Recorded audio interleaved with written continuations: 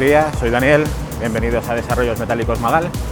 Somos una empresa que nos dedicamos al corte de láser, plegado, soldadura y a dar todo tipo de soluciones a vuestros proyectos.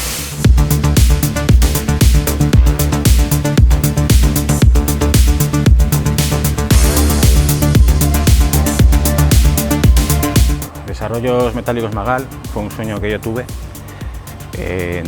Después de 20 años de experiencia en una empresa familiar, decidimos, mi mujer y yo, cumplir ese sueño y en 2019 montamos esta empresa desde cero, sin nada, ni maquinaria de ningún tipo, simplemente un grupo de soldadura y poco más.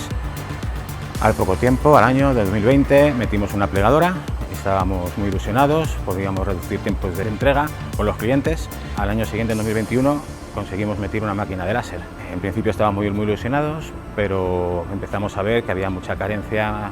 La preparación de la máquina nos hacía dedicar un tiempo que no teníamos para poder visitar clientes, preparar ofertas y, en definitiva, poder crecer.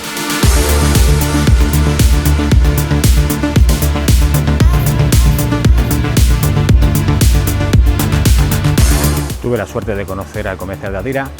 Él sabía toda la problemática que yo tenía con mi máquina y me propuso ir a Portugal a conocer esta máquina y la verdad es que fue un trato muy bueno, exquisito.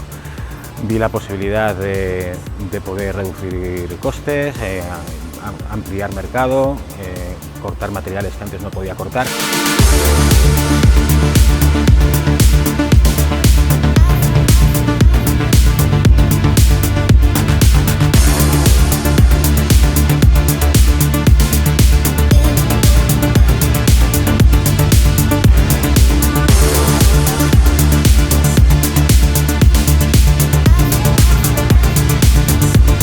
Vemos un corte muy bueno, sin rebabas, sin escoria, en definitiva buena calidad.